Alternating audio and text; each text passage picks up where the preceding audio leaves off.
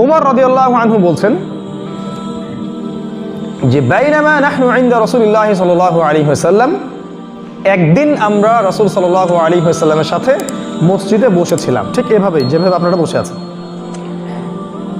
এমনকি একজন ব্যক্তি মসজিদের মধ্যে প্রবেশ করলো, যার কাপড়টা ছিল প্রচণ্ড ধবধবে সাদা, যার চুলগুলো ছিল প্রচণ্ড রকম কালো, লা ইউরা আলাইহি আসারুস সাফার, তাকে দেখে মনে হচ্ছে না সে সফর করে মসজিদে এসেছে। একদম ঝকঝকা তকতক একজন মানুষ, পরিপাটি। সফর করে আসলে বোঝা যায় না একটা মানুষ সফর করে আসছে, কোনো চিহ্ন নাই। সে মসজিদে প্রবেশ করলো, হাত্তা জালাসা ইলা নবী সাল্লাল্লাহু আলাইহি ওয়াসাল্লাম, এমনকি সে নবী সাল্লাল্লাহু আলাইহি ওয়াসাল্লামের সামনে গিয়ে বসলো, তার হাঁটুর সাথে তার হাঁটুটাকে লাগিয়ে দিল। তাশাহুদে আমরা যেমন করে বসি ঠিক ওইভাবে।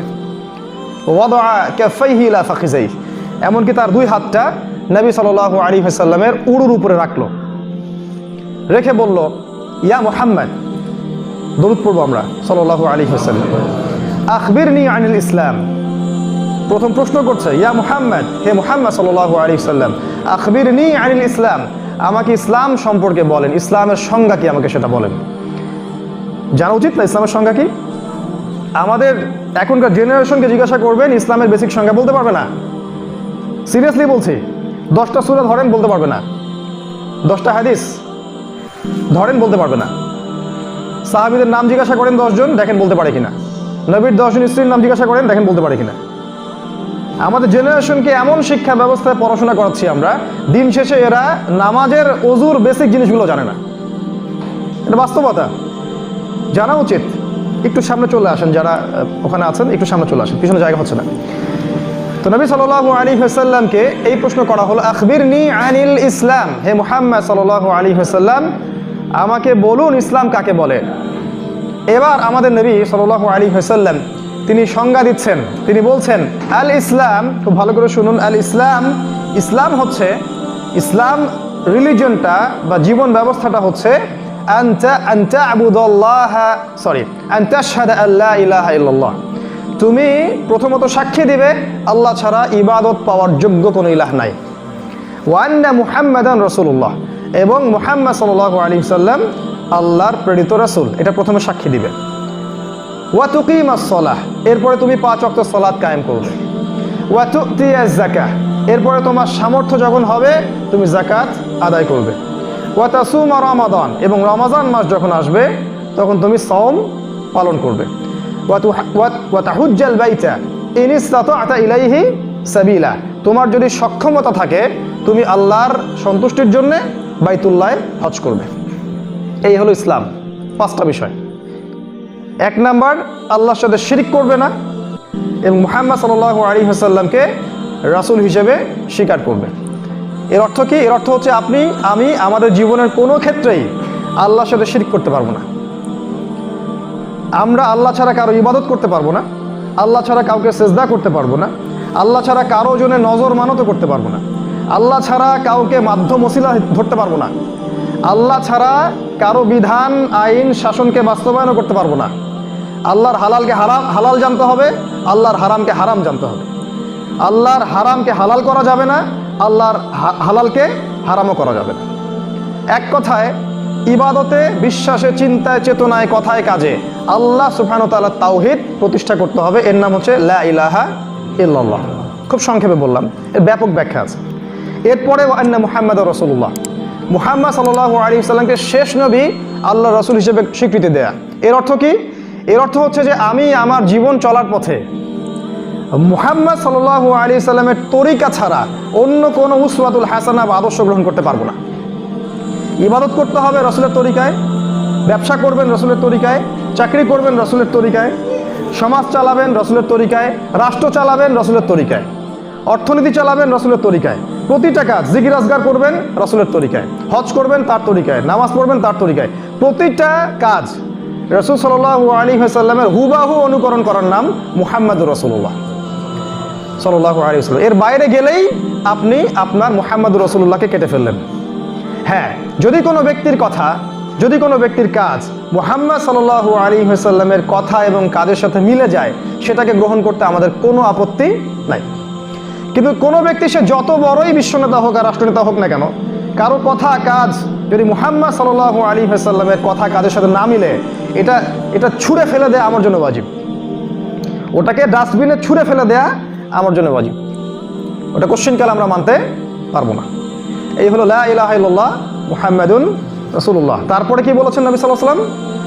ওয়া তুকিমাস সালাহ, 5 ওয়াক্ত সালাত আদায় করবে, জামায়াতের সাথে 5 ওয়াক্ত সালাহ আদায় করবে, ইনক্লুডিং ফজর এবং এশা। শুধু জোহর আসর মাগরিব নয়, ফজর এশা সহ 5 ওয়াক্ত সালাত মসজিদে পুরুষদের জন্য জামায়াতে আদায় করতে হবে।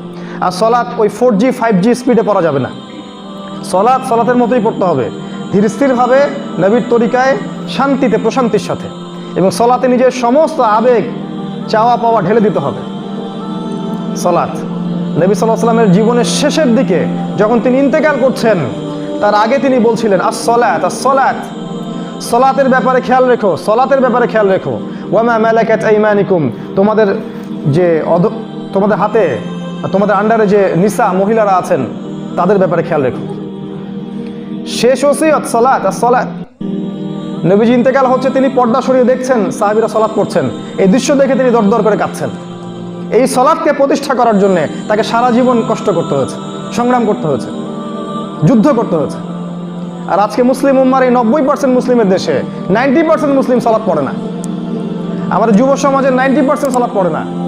যারা সালাত পড়ে তারা নিজেরা বোঝে না কি পড়তেছে। সালাত পড়ার পরেও নিজের ভিতরের খারাপ রিপুগুলো চলে যায় না। সালাত পড়ার পরেও সুদ খায়, ঘুষ খায়, জেনা করে, ব্যভিচার করে, সবই করে। তার মানে সালাত আপনাকে অন্যায় থেকে দূরে রাখতে পারছে না। কিন্তু আল্লাহ পাক কি বলেছিলেন? ইন্না সালাহ তানহা আনিল ফাহশাই ওয়াল মুনকার।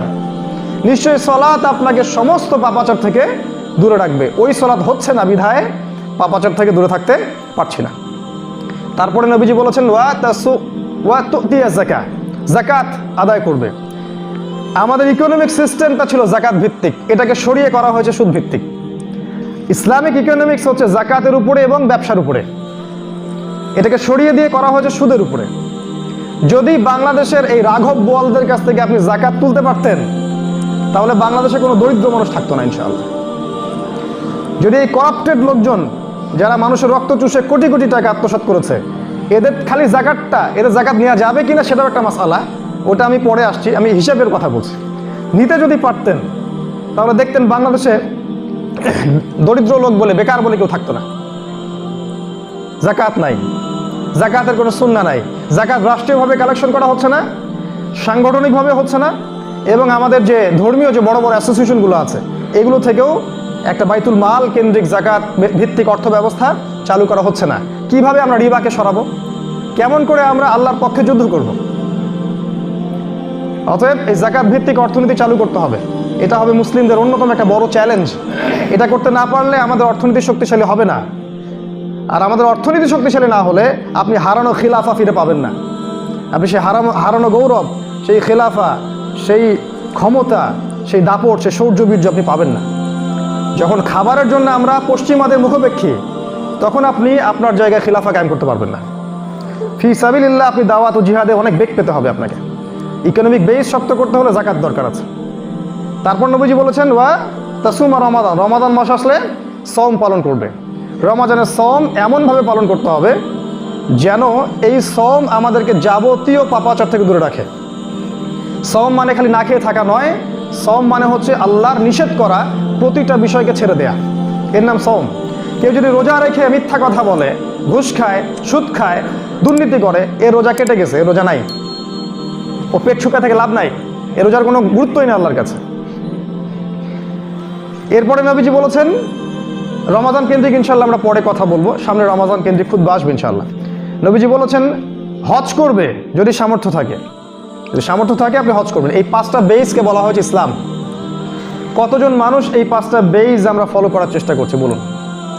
এটা বুনিয়াদি একটা বিষয়, শেষের কথা। এরপরে এই ব্যক্তি, যে ব্যক্তি প্রশ্ন করছে, সেই ব্যক্তি বলছে ইয়া মুহাম্মদ, হে মুহাম্মদ সাল্লাল্লাহু আলাইহি ওয়াসাল্লাম, আখবিরনি আনিল ঈমান, আমাকে ঈমান সম্পর্কে বলুন। এবার নবী সাল্লাল্লাহু আলাইহি ওয়াসাল্লাম বলছেন, ঈমানের সংজ্ঞা দিচ্ছেন। আর ঈমান হচ্ছে আন তুমিনা বিল্লাহ, তুমি বিশ্বাস করবে আল্লাহর প্রতি, ওয়া মালাইকাতিহি, তার ফেরেশতাগণের প্রতি, ওয়া কুতুবিহি তার আসমানি কিতাবসমূহের প্রতি, ওয়া রুসুলিহি তার সমস্ত নবী রাসূলের প্রতি, ওয়াল ইয়াউমিল আখির পরকালের জীবনের প্রতি, ওয়াল কদরি খায়রিহি ওয়া শাররিহি তাকদীরের ভালো এবং মন্দের প্রতি।